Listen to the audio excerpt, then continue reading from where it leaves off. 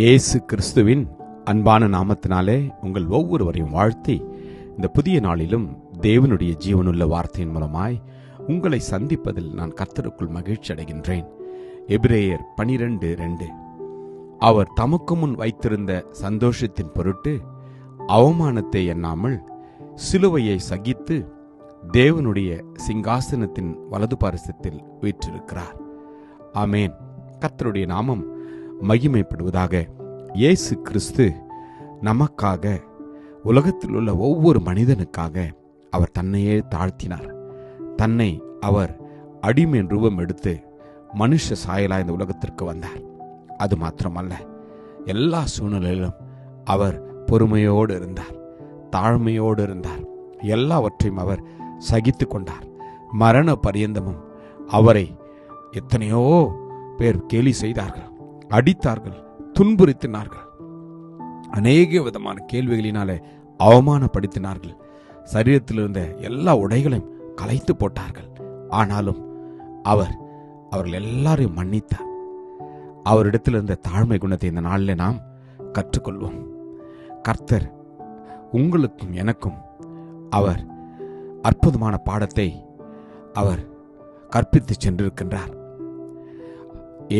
தேவனுடைய சித்தத்தை அறிந்தபடினால் அவர் எல்லாவற்றையும் செய்து முடித்த பின்பு எல்லா நாமத்திற்கும் மேலான நாமமாகிய இயேசுவினுடைய நாமத்திலால் முழங்கால்கள் யாவும் முடங்கும் என்று அவர் அறிந்திருந்தபடினால் அவர் எல்லாவற்றையும் ஏற்றுக்கொண்டார். எல்லாவற்றுக்காகவும் தன்னை அர்ப்பணித்தார். ஆம், மரணத்தை அவர், அந்த கசப்பை கூட அவர் ஏற்றுக்கொண்டார்.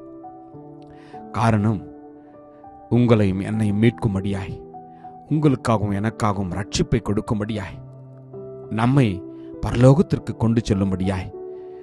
அது மாத்திரமல்ல, அவர் வருகை பரியந்தமும் பிதாவினுடைய வலது பாரிசத்தில் நமக்காய் பரிந்து பேசும்படியாய் இவ்விதமாய் தன்னை அர்ப்பணித்தார். நாம் என்ன செய்ய வேண்டும்? பாடுகளின் மத்தியில நாம் சகிப்புள்ளவர்களாய் வாழ வேண்டும். துன்பத்தின் மத்தியில அதை நாம் சகித்து கொள்ள வேண்டும். உபத்திரவத்தின் மத்தியில் உபத்திரவத்தை நாம் சகித்து கொள்ள வேண்டும். நமக்கு விரோதமாய் தீமை செய்கிறவரை நாம் சகித்து கொள்ள வேண்டும். சோதனையை நாம் சகிக்க வேண்டும். நாம் நிந்தையை சகிக்க வேண்டும். இந்த நாட்களிலே இயேசு கிறிஸ்துவினுடைய பாடுகளையும் மரணங்களையும் நாம் சிந்திக்கின்ற இந்த நாட்களில் கர்த்தர் நமக்கு கற்பிப்பது என்ன? எல்லா சூழ்நிலையிலும் தேவனைப் போல பொறுமையாயிருக்க நம்மை நாம் அர்ப்பணிக்க வேண்டும். நீங்கள் சிட்சையை சகிக்கிறவர்களாயிருந்தால் தேவன் உங்களை புத்திரராக எண்ணி நடத்துகிறார் என்று.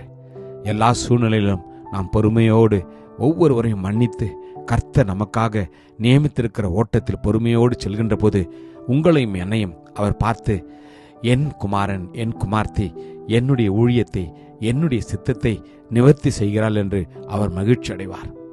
ஆம், அவரோடு கூட பாடுகளை சகித்தோமானால் அவரோடு கூட ஆளுகையும் செய்வோம். நாம் அவரை மறுதலித்தால் அவரும் நம்மை மறுதலிப்பார் என்று வேதம் சொல்கிறது. நீங்களும் பாடுபட்டு சகிக்கிறதுனாலே அந்த ரட்சிப்பின் பலனை அவர் நமக்கு செய்வாராம். ஆமென். இந்த நாளிலே நம்மை நாம் அர்ப்பணிப்போமா? கிருபையும் இரக்கமும் நிறைந்த நல்ல தகப்பனே, நல்ல நாளுக்காக உமக்கு நன்றி ராஜாவே.